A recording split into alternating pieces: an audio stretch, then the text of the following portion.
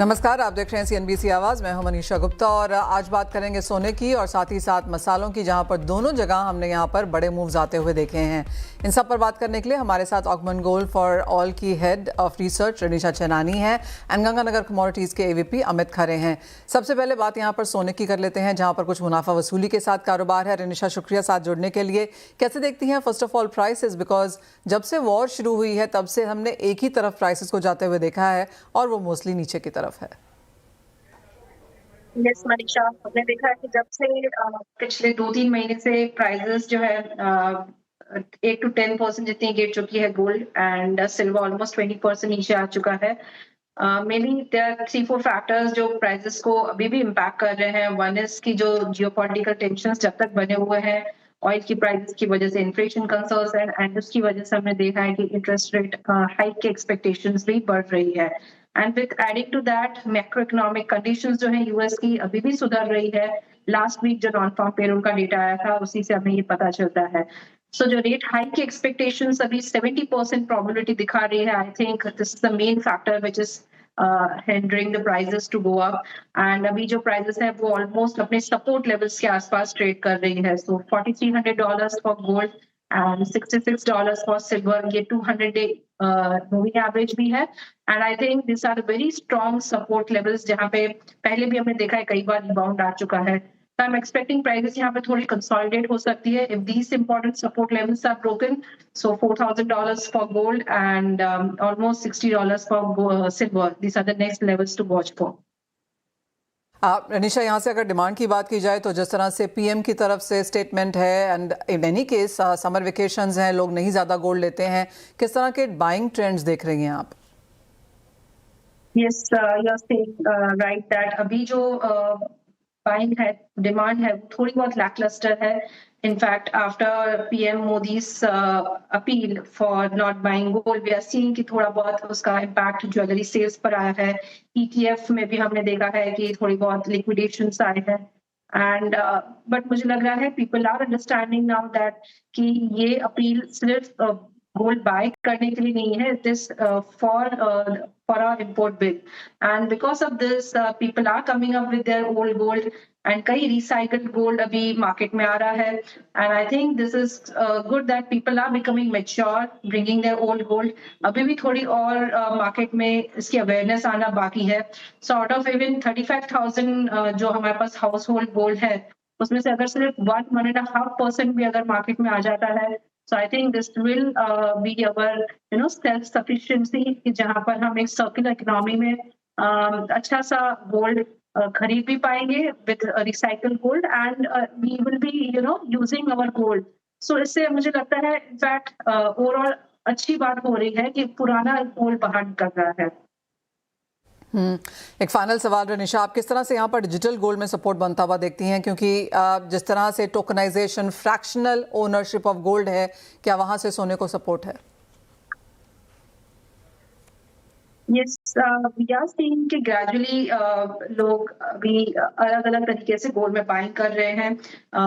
Digital gold में भी काफी अच्छी बाइंग देखी गई है। And not only retail demand, investment demand is also very strong. And looking at the WGC numbers, जैसे हमने देखा है कि फर्स्ट क्वार्टर में in fact investment demand was higher than the jewellery demand. So people are considering gold as an investment asset. They are not trading it. They are not just buying it for consumption. So it is investment product, and that is what has changed the trend. I think going forward, लंबे नजरिए से अगर किसी को gold खरीदना है तो these are the good levels कि जहाँ पे $4,000 अगर गोल्ड में आता है, $60 अगर सिल्वर में आता है। So roughly that would be around 1,50,000 in Indian prices for gold, and 2,50,000 for 2,40,000 for silver. तो ये levels पे gold खरीदना and silver खरीदना I think is a mature buy, and systematic purchases भी किया जा सकता है, staggered way में भी buy किया जा सकता है। But keep investing, buy recycled gold. If you're not buying, don't put pressure on the import bill, buy recycled gold. Point taken. Ranisha, बहुत शुक्रिया एज ऑलवेज हमारे साथ जुड़ने के लिए। प्राइसेस पे, ट्रेंड्स पे और किस तरह से सोना लिया जाए, उन सभी पर चर्चा भी करने के लिए रुकेंगे, एक ब्रेक के लिए लौटेंगे और हमारे साथ जुड़ेंगे अमित खरे।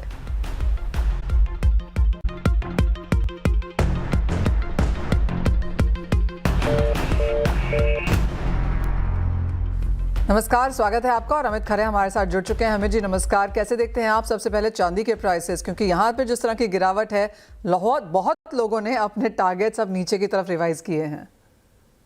नमस्कार मनीषा जी, बिल्कुल मोमेंटम आप देख ही रहे हैं कि सभी लोग देख रहे हैं काफी बड़ा है। जब प्राइजेज ऊपर जाते हैं तो टारगेट ऊपर की तरफ आने लग जाते हैं और जब प्राइजेज नीचे जाते हैं तो टारगेट नीचे की तरफ आने लग जाते हैं।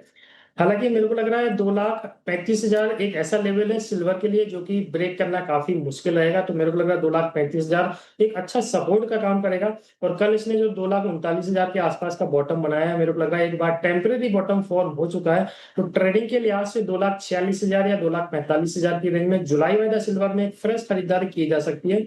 2,39,000 के नीचे का स्टॉप लॉस लगाना है, जो कि कल के लो के नीचे का है। और ऊपर में 2,55,000 से लेकर 2,60,000 के आसपास के भाव इसमें देखने को मिल सकते हैं। मनीषा जी, अमित जी क्रूड में क्या करने की राय देंगे? गोल्ड का पूछ रहे हैं? क्रूड कच्चे तेल में कच्चा तेल ओवरऑल ट्रेंड नेगेटिव भी है। बिकवाली की सजेशन रहेगी। ऊपर में अभी करंट भाव 8521 का है। 8600 के आसपास अगर प्राइसेस आज मिलते हैं तो इंट्राडे के लिहाज से एक बिकवाली का ट्रेंड रहेगा। नीचे में 8350 का जो है टारगेट लगाना है और ऊपर में देखा जाए तो 8650 के ऊपर का एक स्टॉप लॉस मेंटेन करना चाहिए। अमित जी, जिस तरह से बारिश कम है और बारिश कम होने का अनुमान भी है, कोई एग्रीकल्चर ट्रेड जो आपकी नजर में हो? बिल्कुल, एग्री और बारिश अगर हम दोनों का कॉम्बिनेशन मिलाएं तो पहला नाम निकल के आता है ग्वार सीड और ग्वारगम। यही राजस्थान की कमोडिटी है जो कि बारिश पे काफी ज्यादा डिपेंड करती है। और जिस तरीके से इस बार कम बारिश का अनुमान जो है सभी डिपार्टमेंट ने जताया, आईएमडी ने जताया, उससे लग रहा है कि इस बार ग्वार सीड ग्वारगम में कुछ अच्छा देखने को मिल सकता है। प्राइसेस काफी अच्छी साइड में, तेजी साइड में जा सकते हैं।